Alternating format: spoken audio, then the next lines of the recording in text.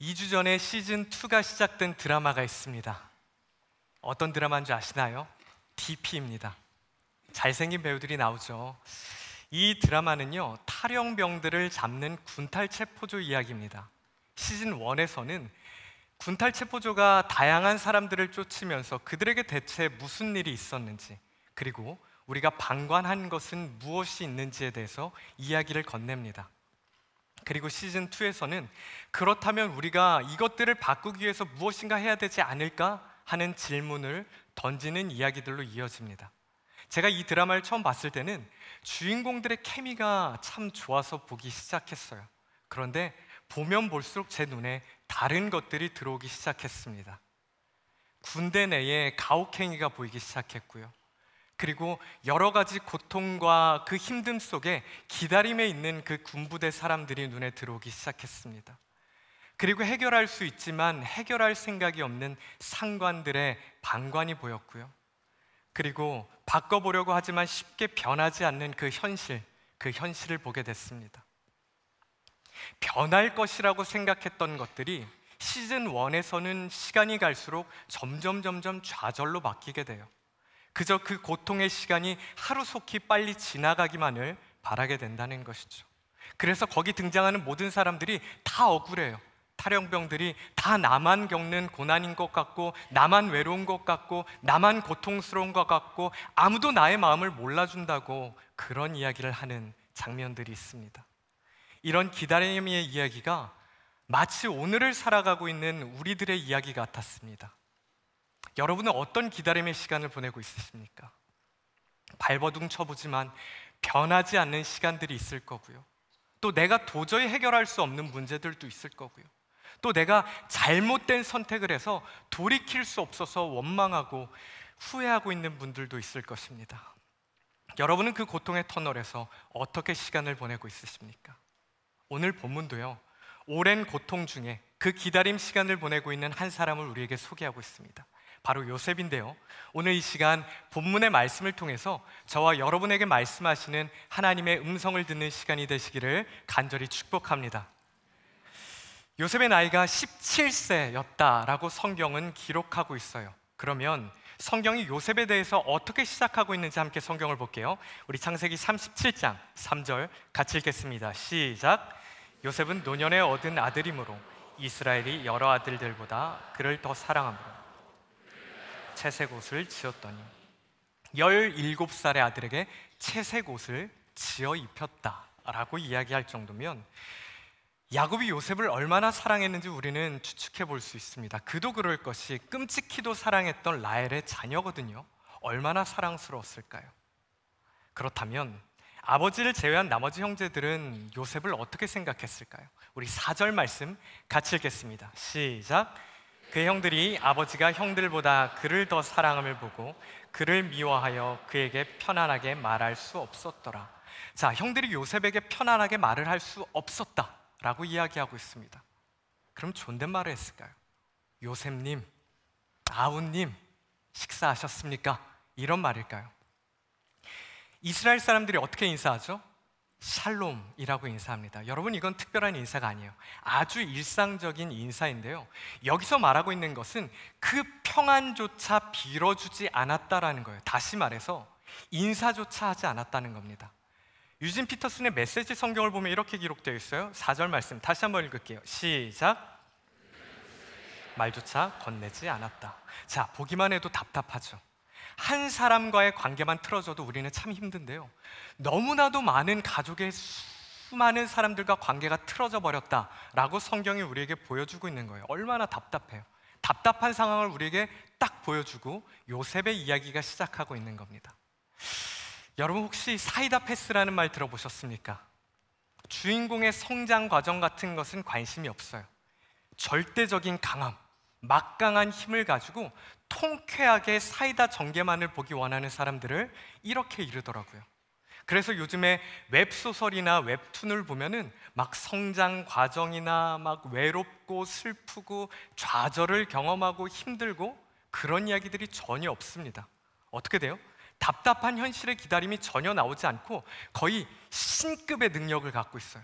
그래서 다 때려부시고 다 다 무너뜨려 버리고 다 물리쳐 버리거든요. 마치 마동석 씨처럼요. 정확하게 이해가 되시죠? 사이다물입니다. 자, 그렇다면 사람들이 왜 이렇게 사이다물에 열광을 할까요? 현실은 그렇지 못하기 때문이에요. 내 현실은 불안하고 걱정되고 더디고 염려되기 때문에 사이다라는 진통제를 통해서 대리만족을 얻고자 하는 거예요. 우리의 현실은 어때요? 고구마 전개죠. 뭔가 일이 터지면 그것이 좀 빨리빨리 지나갔으면 좋겠는데 너무 늦어요. 너무 더딥니다. 그렇게 계속되는 고난의 이야기가 우리의 이야기이기 때문에 많은 사람들이 사이다물의 영화를 좋아하고 사이다물의 소설과 웹툰을 좋아한다는 거예요. 자, 그런데요, 이제부터 진짜 고구마 전개가 시작됩니다. 하루는요, 아버지 야곱이 요셉을 불러요. 그리고 그 요셉에게 형들에게 가보라고 합니다. 형들이 지금 세겜 땅에서 양떼를 치고 있으니까 그 세겜 땅에 가서 형들이 잘 있는지, 양떼가 잘 있는지 보고 오라고 이야기해요. 지금 여기 남부 헤브론에서요, 세겜까지는 약 70km입니다. 굉장히 먼 거리죠. 그렇게 세겜까지 오랜 시간이 걸려서 찾아가게 돼요. 그런데 그곳에 갔더니 형들과 양떼들이 없습니다. 알아봤더니 형들이 도단으로 지역으로 옮겼다고 해요. 그래서 또 요셉이 힘들게 도단까지 갑니다. 이 도단은요, 세겜에서 20km 정도나 돼요. 자, 그러면 약 90km, 100km나 되는 이 지역을 걸어가게 된 겁니다. 성경이 우리에게 이걸 왜 보여주고 있는 걸까요? 지금 요셉이 그렇게 끔찍히도 사랑했던 아버지와 아주 멀어졌다라는 사실을 우리에게 보여주고 있는 거예요. 자, 멀리서 오는 동생을 보면서 형들이 뭐라고 이야기하고 있는지 우리 20절 같이 읽어볼게요. 시작. 자, 그를 죽여 한 구덩이에 던지고 우리가 말하기를 악한 짐승이 그를 잡아먹었다 하자. 자, 아까 제가 뭐라 그랬죠? 말조차 건네기 싫은 동생이라 그랬어요. 그런데 지금 동생이 아버지가 도와줄 수 없는 아주 멀리까지 온 거죠. 그래서 그들의 마음속에 어떤 생각이 들었다고요? 죽여버리자, 이런 생각이 들었다는 거예요. 형들이 요셉이 다가오니까 그 요셉을 붙잡습니다. 여러 명이서 붙잡아서 강제로 붙잡고 아버지의 채색 옷을 벗기는 거예요. 그리고 그들이 파놓은 그 구덩이에다가 벌거벗긴 채로 요셉을 던져 넣습니다. 그리고 어떻게 할까 이제 고민을 해요. 죽일까? 어떻게 할까? 여러 가지 생각을 하고 있는데 때마침 그 앞에 미디안 상인들이 지나가기 시작합니다. 그래서 형제들이 죽이지 말고 우리가 쟤를 팔자라고 생각을 한 거예요. 그래서 이 미디안 상인들에게 요셉을 은 20에 팝니다. 은 20에 팔았다는 것을 어떤 것을 의미하냐면 당시의 종이 은 30에 팔렸거든요. 성경에서 은 30의 종에 대해서 이야기하고 있기 때문에 은 20에 팔렸다는 것은 아직 20세가 되지 않은 청소년이었다라는 것을 우리에게 보여주고 있는 거예요. 그렇게 은 20의 노예로 팔려가게 됩니다. 이집트로 여행 간 게 아니고요, 유학 간 게 아니고요, 노예로 팔려간 거예요. 성경은 우리에게 그것을 똑똑히 보여주고 있는데 그때 한 사람이 이 요셉을 사게 됩니다. 우리 39장 1절 같이 읽어볼게요. 시작. 요셉이 이끌려 애굽에 내려가매 바로의 신하 친위대장 애굽 사람 보디발이 그리로 데려간 이스마엘 사람의 손에서 요셉을 사니라. 자, 성경이 뭐라고 말해요? 바로의 친위대장, 지금으로 따지면 그 대통령 경호실장쯤 되는 그 사람이 요셉을 샀다는 거예요. 그 요셉을 샀는데 그 요셉이 그 집에서 남다른 사랑을 받게 됩니다. 근데 아무리 남다른 사랑을 받는다고 해도 아버지 앞에서 끔찍한 사랑을 받았던 요셉 아닙니까? 아버지 앞에 큰 은혜를 받았던 요셉이잖아요. 근데 그 요셉이 노예로 팔려간 거예요. 노예로 살아가는 그 시절이 얼마나 힘들었을까요?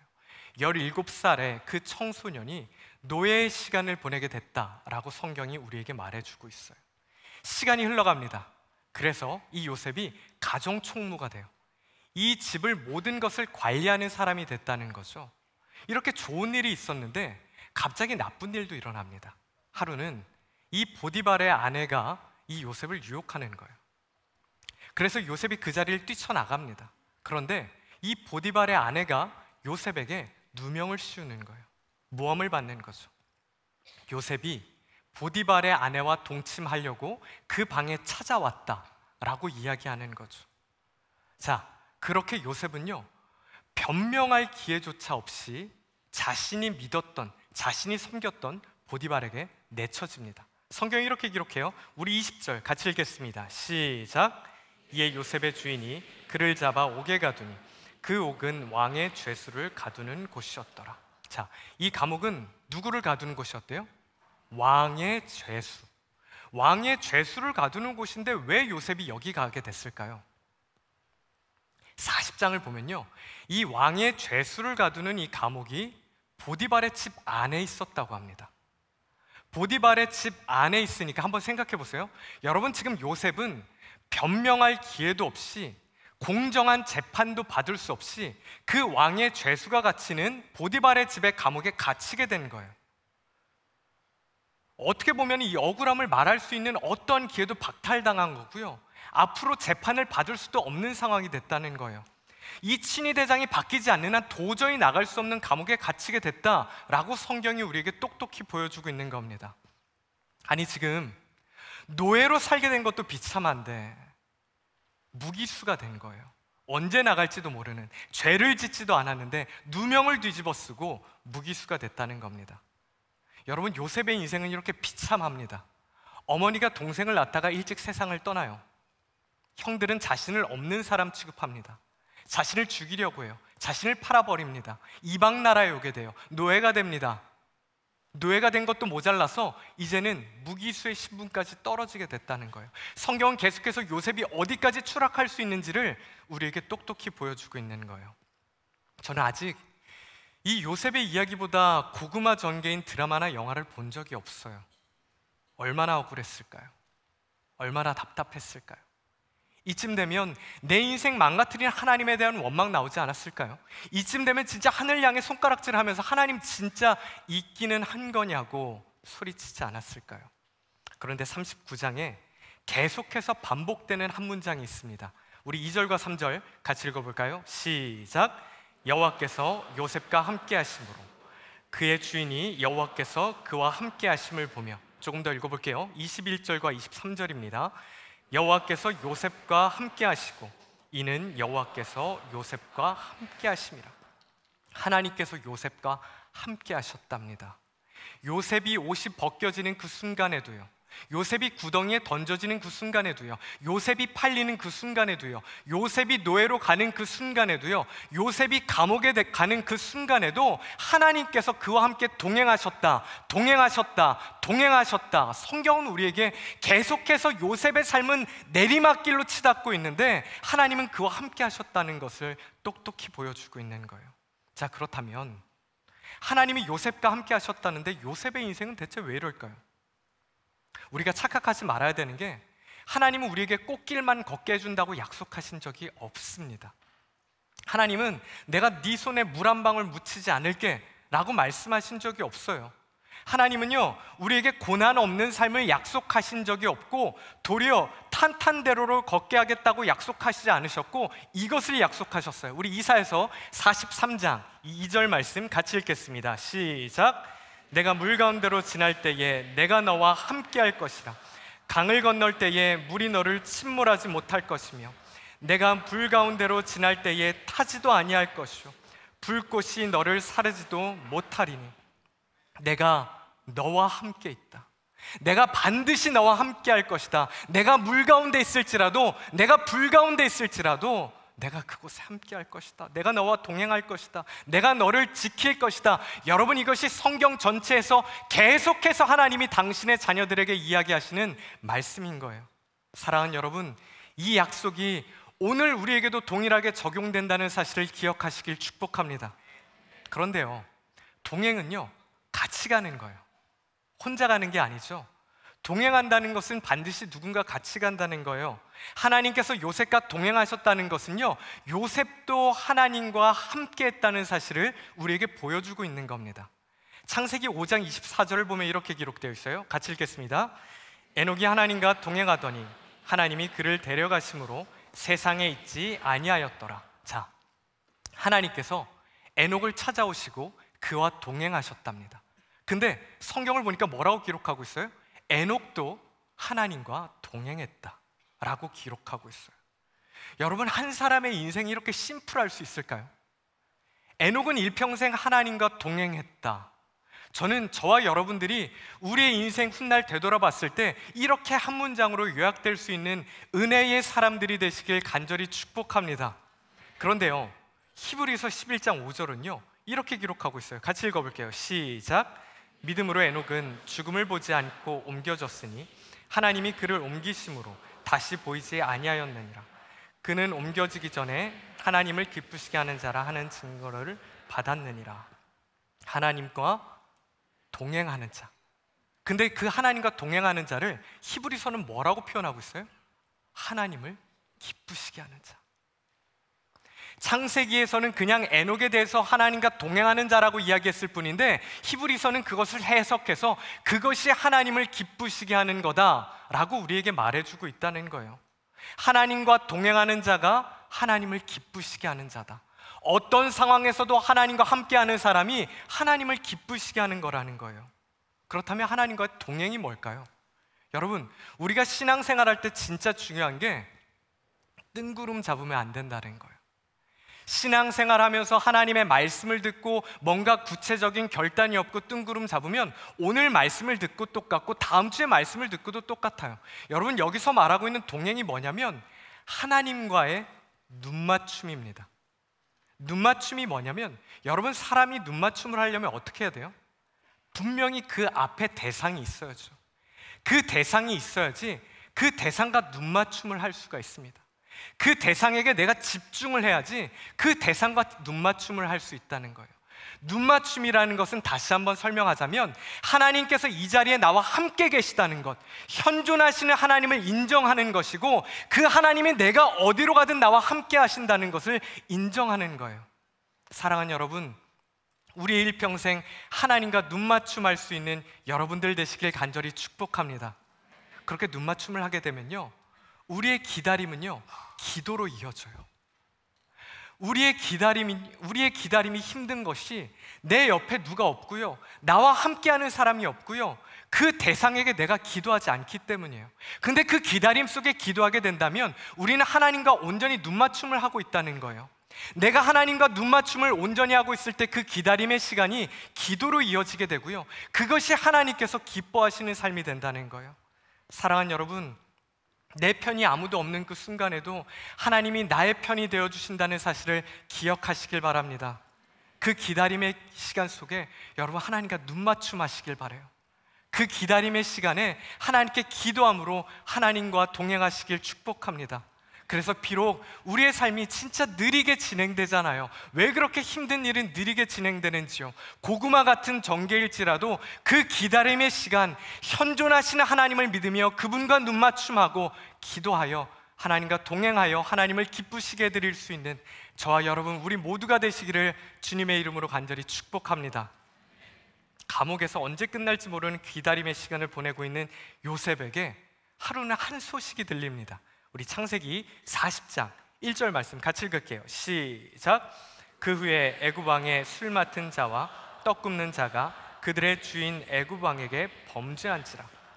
자, 이집트의 파라오의 최측근이 범죄합니다. 그럼 범죄하면 어디로 갈까요? 왕의 죄수를 가두는 감옥. 그게 어디죠? 요셉이 갇혀 있는 곳이에요. 왕의 최측근이 범죄를 했습니다. 근데 그들이 범죄하니까 왕의 죄수가 갇히는 감옥에 가야 되고 그 감옥이 요셉에 있는 곳이라는 거예요. 여기가 어디예요? 보디발의 집입니다. 자, 지금으로 따지면 대통령실에 근무하는 고위직의 두 사람이 죄를 짓고 감옥에 갇히게 됐다는 거예요. 이 두 사람이 얼마나 높은 사람이었냐면 성경이 뭐라고 기록하냐면 이 친위 대장 보디발이 요셉을 시켜서 그 두 사람을 수종들게 합니다. 그러니까 적어도 대통령실 경호실장인 보디발보다 높은 사람이었다는 거예요. 아주 높은 사람이 들어온 거예요. 자, 창세기 40장 5절 말씀 같이 읽어보겠습니다. 시작. 옥에 갇힌 애굽 왕의 술 맡은 자와 떡 굽는 자 두 사람이 하룻밤에 꿈을 꾸니 각기 그 내용이 다르더라. 하루는 두 사람의 얼굴에 근심이 있었다고 해요. 두 사람이 이해할 수 없는 꿈을 꿨는데 둘 다 그 꿈이 무엇을 의미하는지 몰랐다는 거예요. 그러자 요셉이 자기에게 말해달라고 합니다. 그 꿈을 이야기해 주니까 요셉을 통해서 하나님께서 말씀하세요. 그래서 요셉이 그 꿈의 내용을 두 사람에게 전달을 합니다. 그리고 나서는 성경이 뭐라고 말하고 있는지 우리 14절과 15절 같이 읽어볼게요. 시작. 나를 생각하고 내게 은혜를 베풀어서 내 사정을 바로에게 아뢰어 이 집에서 나를 건져주소서. 나는 히브리 땅에서 끌려온 자요 여기서도 옥에 갇힐 일은 행하지 아니하였나이다. 자, 하늘이 무너져도 솟아날 구멍이 있다고 이야기하더니 억울하게 갇힌 요셉에게 뭔가 한 줄기 소망의 빛이 들어옵니다. 뭔가 이제 사흘만 지나면 술 맡은 관원장이 복직될 거고, 복직되면 내 이야기를 해줄 거고, 그럼 나는 여기서 벗어나게 될 거고 집에 갈 수 있겠다, 이런 생각하지 않았을까요? 근데 성경은 뭐라고 말하고 있나요? 23절 같이 읽겠습니다. 시작. 술 맡은 관원장이 요셉을 기억하지 못하고 그를 잊었더라. 가장 완벽한 기회였는데, 어쩌면 다시 오지 않을 것 같은 그런 기회였는데, 최선을 다해서 두 사람을 섬기고 하라는 대로 하고 꿈까지 해석해 줬는데 결과가 뭐예요? 잊혀짐.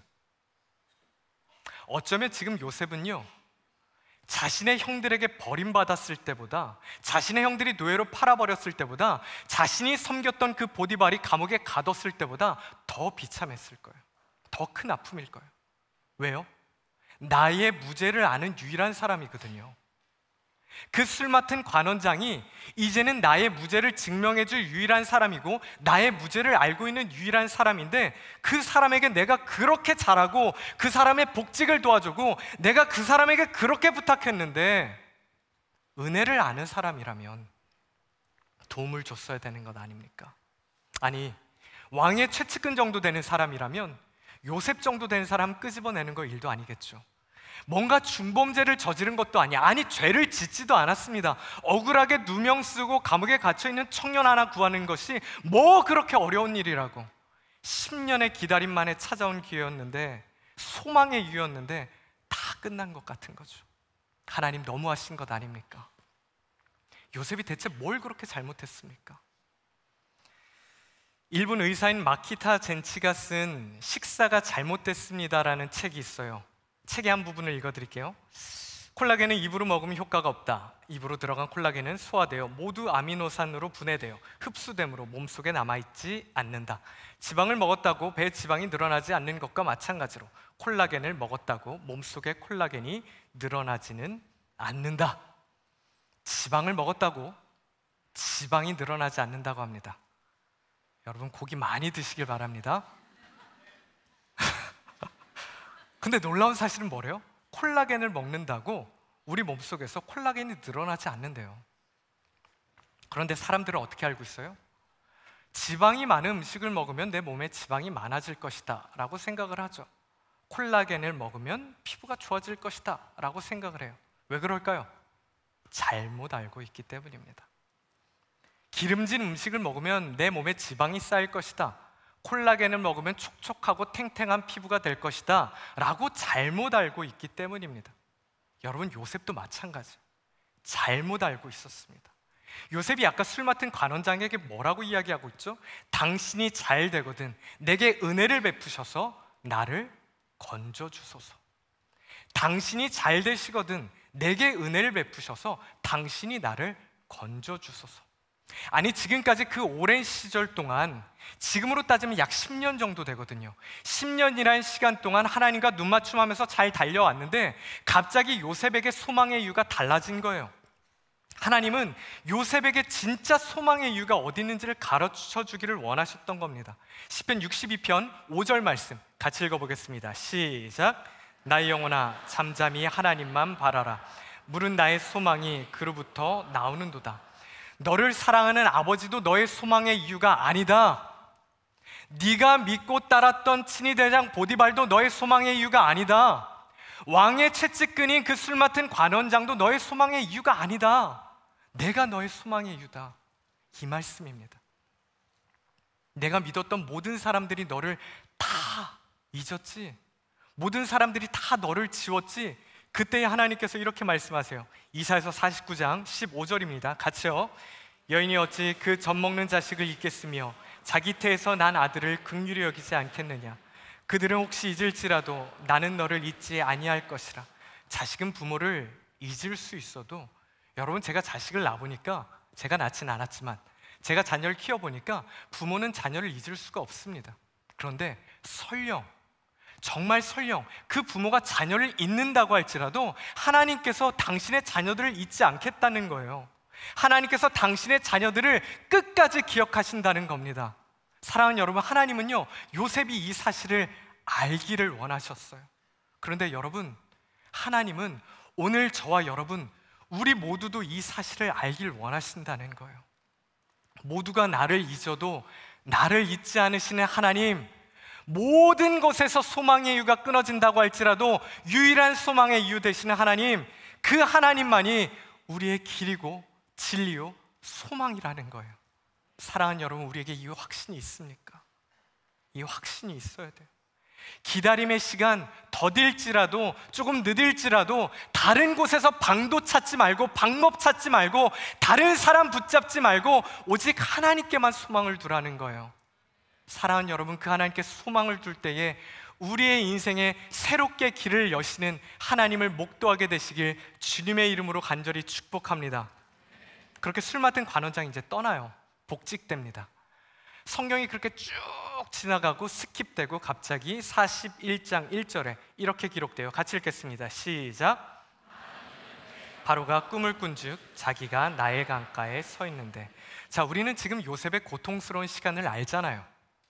정말 오랫동안에 힘들어하고 있다가 10년 만에 술 맡은 관원장을 만났는데 그가 복직되고 얼마가 지났다고요? 만 2년이요. 요즘 군대도 2년 안 하잖아요. 근데 만 2년이라는 시간이 그냥 스킵되어 버립니다. 그 기다림 시간 너무 힘들지 않았을까요? 정말 단 한 문장으로 건너뛰게 되는 그 2년이라는 시간이 당사자에게는 얼마나 힘들었을까요?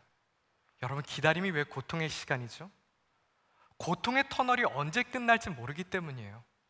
내가 만약 이 고통의 시간이 언제 끝날 줄 알면은 조금 덜 힘들 것 같아요.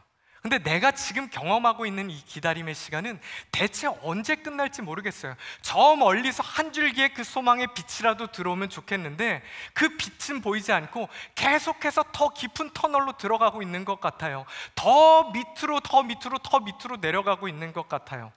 그러면 다 포기하고 싶죠. 절망스럽습니다. 성경은요, 우리가 아까 읽었던 그 본문의 말씀처럼 요셉이 지금 30살이라고 합니다.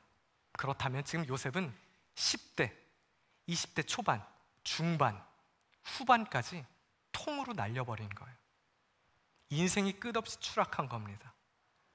인생이 계속해서 망가지면 여러분, 예배 집중이 안 돼요. 하나님의 말씀도 안 들립니다. 기도도 되지 않아요. 여러분, 그 시간이 길어지고 앞길이 막히게 되면 진짜 절망하게 돼서 눈에 보이는 그 현상에 일희일비하게 되는 것이 우리의 모습 아닙니까? 정말 믿음 있는 것 같았는데 하나님 앞에서 후 하고 불면 없어져 버리는 게 우리의 믿음이라는 거예요. 이 정도면 하나님께서 요셉 버리신 것 아닙니까? 이 정도면 하나님께서 실수하신 것 아니에요? 예전에 구글이 개발한 그 인공지능 바둑 프로그램의 알파고가 있습니다. 그 알파고가 수많은 프로 바둑 기사들과 바둑을 뒀거든요. 근데 한 번도 지지 않았어요. 근데 유일하게 딱 한 번 집니다. 누구에게 져요? 이세돌 씨에게 집니다. 그때 당시에 그 최고의 실력자였던 이세돌 구단과 그 대국이 이뤄지게 돼요. 그래서 사람들은 열광합니다. 무려 알파고가 70승 넘게 승리를 거뒀었거든요. 이제 이세돌 씨와 알파고가 경기를 하게 됩니다. 근데 첫 판 지고, 두 번째 판 지고, 세 번째 판을 져요. 그도 그럴 것이, 알파고는 어떤 한 수를 두게 되면 수많은 경우의 수를 찾아서 가장 좋은 수를 두기 때문에 이기기가 쉽지 않다고 합니다. 아니, 불가능에 가깝다고 이야기를 하는 거죠. 아니나 다를까 네 번째 대국 때 경기가 진행됩니다. 저도 어렸을 때 바둑을 1급까지 뒀거든요. 정말 조금 알고 있는데 바둑이 진행되고 있는데 어김없이 질 것 같더라고요. 아, 이건 졌다. 그런데 그때 구글이 알파고와 이세돌 씨의 이길 확률을 경기 진행에 따라서 확인해 봤더니 알파고가 이길 확률은 99.993%, 이세돌씨는요 0.007%, 1%도 아니고요, 0.1%도 아니고요, 0.01%도 아니고요, 0.007%면 없는 것 아니에요? 없는 거예요. 불가능한 수입니다. 그런데요, 갑자기 이세돌 씨가 78수를 둡니다. 78번째 돌을 뒀다는 거예요. 그 돌을 뒀을 때 왜 졌다 두지? 해설하는 사람들도 순간 라는 반응으로 다 반응합니다. 그도 그럴 것이 대체 저기다 왜 뒀는지 아무도 알 수 없는 거예요. 실수했나? 포기하는 건가? 이런 생각을 했거든요. 그렇게 넘어가는 순간에 갑자기 알파고가 79수부터 87번째 돌까지 계속해서 실수를 해요. 계속해서 실수를 합니다. 그래서 순간 사람들은 알파고가 버그를 일으켰나 했는데, 나중에 알파고 팀이, 그 구글 팀이 조사를 해봤더니 그 이세돌 씨가 뒀던 78번째 수가 알파고가 계산할 수도 없는 그런 수를 뒀다고요. 그래서 그 구글 팀이 그 수를 신의 한 수라고 불렀다고 합니다. 여러분, 요셉의 상황도 마찬가지예요. 계속해서 실수처럼 보여지는 그 상황들, 계속해서 실수처럼 내려가는 그 상황 속이 사실은 하나님의 철저한 시간과 하나님의 철저한 계획과 철저한 하나님의 실행 속에 진행되고 있었다는 거예요. 창세기 41장 14절 같이 읽어보겠습니다. 시작. 이에 바로가 사람을 보내어 요셉을 부르매 그들이 급히 그를 옥에서 내놓은지라. 만 2년이 지나고 바로가 꿈을 꾸었죠. 그 꿈을 꾸고 해석할 사람을 찾아요. 그런데 때마침 술 맡은 관원장이 요셉을 생각해냅니다. 그랬더니 갑자기 급박하게 진행돼요. 하나님께서 역사하셨더니 요셉을 가뒀던 사람들이 요셉을 끌어냅니다. 요셉이 나오려고 10년 넘게 아둥바둥했지만 나오지 못했는데 성경은 그가 급히 나오게 됐다라고 기록하고 있거든요. 하나님의 시간에 따라 정하신 때가 됐더니 묶였던 것들이 풀리고 닫혔던 것들이 열리게 됐다는 거예요. 하나님은요, 요셉이 미움받는 동생으로 그 자리에 있길 원하지 않으셨어요. 하나님은요, 요셉이 보디발의 가정충무로 그 자리에 있길 원하지 않으셨습니다. 하나님은요, 요셉이 술 맡은 관원장의 하수인이 되길 원치 않으셨어요. 하나님은요, 모두가 몰랐지만 요셉을 향한 분명한 계획이 있으셨다는 거예요. 오랜 시간 그 계획을 이뤄가고 있었고 천천히 아주 정확하게 그것들을 실행하고 있었다는 거예요. 여러분, 훗날 시간이 지나고 요셉이 이 사실을 깨닫게 되자 이렇게 두 자녀의 이름을 짓습니다. 51절과 52절 같이 읽을게요. 시작. 므낫세라였으니 하나님이 내게 내 모든 고난과 내 아버지의 온 집 일을 잊게 하셨으므로, 차남의 이름을 에브라임이라 하였으니 하나님이 나를 내가 수고한 땅에서 번성하게 하셨다 함이었더라. 하나님이 내 모든 고난을 잊게 하셨습니다. 하나님께서 나를 번성하게 하셨습니다. 하나님께서 하셨습니다. 하나님께서 하셨습니다. 요셉의 인생 속에 지워지지 않는, 흔들리지 않는 가치가 분명하게 세워지게 되는 거예요. 사랑하는 여러분, 우리도 가끔 인생을 살아가다 보면 내 인생에 예상하지 못한 일들이 벌어질 때가 있어요. 그러면 하나님께서 실수하시는 것처럼 느껴질 때가 있어요. 그런데요, 우리에게나 예상 밖의 일이지 하나님께는 예상 밖의 일이 없습니다. 나에게 예상 밖의 일이라고 할지라도 그것이 하나님의 계획 속에 있다면 그것이 안전한 것 아닐까요? 하나님의 시간은 아주 천천히 흘러가는 것 같을지라도 정확하고도 분명하게 흘러가는 거예요. 사랑하는 여러분, 하나님은 결코 실수하지 않으십니다. 우리 다시 한번 양옆에 있는 분들과 이야기해 볼까요? 하나님은 결코 실수하지 않으십니다. 여러분, 하나님은 실수하지 않으세요. 우리가 어떤 상황에 있다고 할지라도 하나님은 실수하지 않는다는 이 분명한 우리 마음속에 확신이 있다면 우리 절망의 상황에서도 낙심하지 않을 수 있어요. 하나님은 선하시고 그분의 타이밍은 완벽하다라는 우리 안에 그 믿음이 있으면 여러분, 우리 조금 흔들려도 분명한 하나님의 길로 걸어갈 수 있는 거예요. 사랑하는 여러분, 하나님은 선하시고 그분의 타이밍은 완벽하다는 그 믿음으로 우리 하나님께서 기뻐하시는 길을 걸어갈 수 있는 저와 여러분, 우리 모두가 되시기를 주님의 이름으로 간절히 축복합니다. 말씀을 정리할게요. 여러분, 오늘 본문은요, 요셉이라는 한 사람의 이야기를 보여주고 있는 게 아닙니다. 하나님의 이야기를 보여주고 있는 거예요. 제가 성경을 읽어보면 읽어볼수록 요셉의 기다림이 아니라 하나님의 기다림이 보이더라고요. 요셉이 그렇게 힘들어하는 거 보면서 하나님이 얼마나 안타까워하셨을까, 하나님이 얼마나 애타셨을까, 하나님이 얼마나 힘드셨을까, 하나님 바라보시면서 얼마나 많이 고민하셨을까, 이런 생각이 들었어요. 여러분, 근데 하나님, 요셉에게 하나님은 어떤 분이십니까? 아니, 여러분에게 하나님은 어떤 분이세요? 내가 고통의 터널을 지나고 있을 때, 내가 절망의 자리를 지나고 있을 때, 눈물을 흘리고 있을 때, 아니 어쩌면 내가 잘못된 선택을 해서 후회하고 있을 때 하나님은 그곳에 찾아와 주시는 분이세요. 모두가 나를 잊고, 내가 믿었던 모든 사람들이 나를 버리고, 내 모든 소망이 끊어졌어도 하나님 나를 잊지 않으시고 나의 소망의 이유가 되어주시는 분. 하나님은 내가 예상하지 못했던 곳에 길을 내고 가장 안전하고도 가장 완벽한 곳에 길을 내어주시는 분이라는 거예요. 사랑하는 여러분, 그분이 바로 우리가 믿는 하나님 아버지이십니다. 성경은 계속해서 우리에게 기다리라고 이야기합니다. 그리고 그 기다림 속에 하나님과 동행하라고 이야기해요. 힘든 상황 속에서 하나님과 동행하는 거 쉽지 않습니다. 하나님 기다리는 것이 쉽지 않아요. 하나님 눈 맞춤하는 거 쉽지 않아요. 왜냐하면 내 눈앞에 펼쳐지는 상황이 계속해서 내리막길로 치닫고 있다면, 어쩌면 요셉도 그랬잖아요. 요셉도 술 맡은 관원장을 붙잡고 나를 기억해 주세요, 나를 살려주세요, 그렇게 말했던 것처럼 어쩌면 오늘 이 자리에 있는 우리들도 같은 마음이 아닐까요? 그런데 요셉은 실수하지 않는 하나님을 목도하게 되었답니다. 그래서 훗날 형들을 만나고 이렇게 고백하잖아요. 하나님이 나를 보내셨습니다. 자녀들의 이름 속에서도 하나님이 하셨습니다. 하나님이 하셨습니다. 사랑하는 여러분, 언젠가 우리도 시간이 흘러서 이 기다림의 시간이 지나가게 될 거예요. 그러면 이 기다림의 시간에는 진짜 멋진 하나님의 그림이 그려질 것입니다. 우리가 볼 때 조금 느린 것 같아도, 조금 더딘 것 같아도, 조금 이해되지 않아도, 여러분, 우리 하나님은 선하시고 하나님의 타이밍은 완벽하다는 사실을 믿읍시다. 하나님은 결코 실수하지 않으시는 분이시라는 사실을 믿으시길 바랍니다.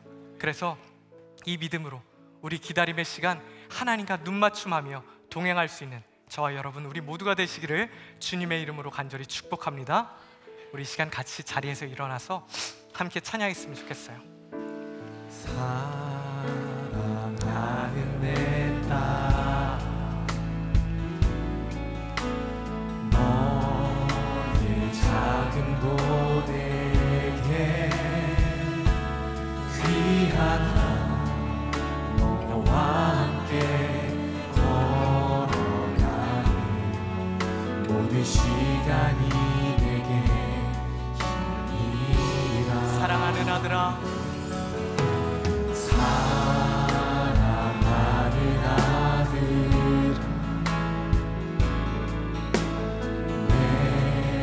연약함도 내게 금이라.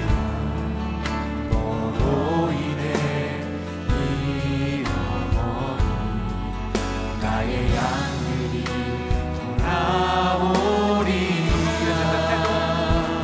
빈 듯해도 기다려주겠니? 조금 더딘 듯해도 믿어줄 수 있니?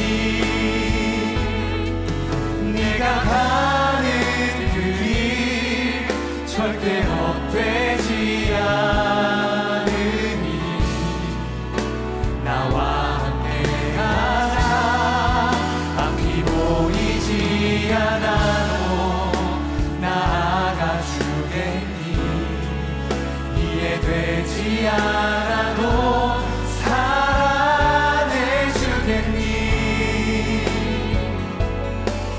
너의 눈물의 기도 잊지 않고 있으니 나의 열심으로 이루리라.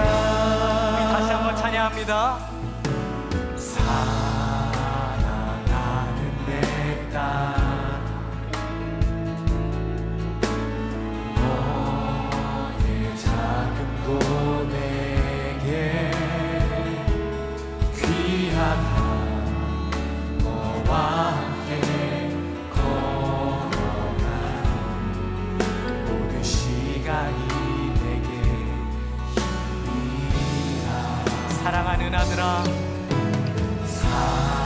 사랑하는 아들 내 연약함 노래해 그니라 너로 인해 잃어버린 나의 양들이 돌아오리라 조금 느린 듯해도 조금 느린 듯해도 기다려주겠니 조금 더딘 듯해도 믿어줄 수 있니 내가 가는 그 길 절대 헛되지 않으니 나와 함께 아멘. 가자 앞이 보이지 않아도 나아가 주겠니 이해되지 않아도 사랑해 주겠니 너의 눈물의 기도 잊지 않고 있으니 나의 열심으로 이루리라 조금 느린 듯해도 기다려주겠니 조금 더딘 듯해도 믿어줄 수 있니 내가 가는 그 길 절대 헛되지 않으니 나와 함께 가자 앞이 보이지 않아도 나아가 주겠니 이해되지 않아도 사랑해 주겠니 너의 눈물의 기도 잊지 않고 있으니 나의 열심으로 이루리라 우리 이 시간 함께 눈을 감고 말씀을 생각하면서 기도할게요. 오늘 성경을 보면 계속해서 내리막길로 치닫고 있는 요셉의 삶을 보여줍니다. 하나님 함께 하신다고 말씀하시는데 계속해서 내리막길로 가고 버려지고 잊혀지고 배신당하는 그 요셉의 모습을 보여주고 있어요. 그러면서 성경은 우리에게 질문하고 있습니다. 요셉은 하나님과 동행하였고 요셉은 하나님과 눈맞춤을 하였고 요셉은 하나님께 기도하는 그 기다림을 살았다는 거예요. 그리고 요셉은 자신에게 있었던 그 모든 소망의 이유가 끊어졌을 때 아버지도 나의 소망의 이유가 아니고 보디발도 나의 소망의 이유가 아니고 술 맡은 관원장도 나의 소망의 이유가 아니고 하나님만이 소망의 이유라는 사실을 발견하게 되었어요. 그리고 끝끝내는 하나님께서 실수하지 않으신다는 사실을 깨닫게 되었습니다. 사랑하는 여러분, 하나님은요 지금도 우리의 인생을 꿰뚫어 보고 계시고 우리의 절망의 자리에 찾아와 주셔서 내가 소망의 이유가 되어줄게 라고 말씀하시는 하나님이세요. 내가 낙심하고 포기하고 있는 그 상황 속에 하나님 길이 없잖아요 라고 원망하고 있는 그 상황 속에서도 내가 길을 낼게, 내가 사막의 길을 낼 것이고 내가 바다의 길을 낼 것이다 라고 말씀하신다는 거예요. 여러분, 하나님은 결코 실수하지 않으십니다. 우리 하나님의 선하심과 하나님의 인자하심과 하나님의 완벽하심을 신뢰합시다. 그래서 우리 이 시간에 기도할 때 하나님, 우리의 이 기다림의 시간 하나님과 눈맞춤하게 하여 주시고 절망의 시간이라고 할지라도 조금 느리다고 할지라도 신실하신 하나님을 신뢰하게 하여 주시옵소서. 하나님, 하나님께 온전히 소망을 두기 원합니다. 실수가 없으신 하나님, 선하신 하나님, 그 약속의 말씀 붙잡고 신실하게 걸어갈 수 있는 나의 삶이 되게 하여 주시옵소서. 하나님의 그림을 목도하기 원합니다. 성령은 나의 삶에 역사하여 주시옵소서. 우리 시간 주여 한번 부르짖고 기도합니다. 주여, 하나님, 하나님, 역사하여 주옵소서. 하나님 나의 절망의 자리에 찾아와 주옵소서. 하나님 나의 낙심의 자리에 찾아와 주옵소서. 하나님 지금도 나와 함께 하신 하나님, 그 하나님과 동행하기 원합니다. 하나님과 눈맞춤하기 원합니다. 하나님과 앞서 나가기 원합니다. 하나님 나의 손 붙잡아 주시고 나의 영혼을 열어주셔서 살아계신 하나님을 목도하기 원합니다. 기도의 무릎을 꿇고 주님 앞에 나아가기 원합니다. 하나님의 은혜를 온전히 목도하는 인생 되기 원하오니 주여 우리에게 은혜를 허락하여 주옵소서. 주여 나의 삶 가운데 찾아와 주옵소서. 하나님 나의 인생의 길을 내줘.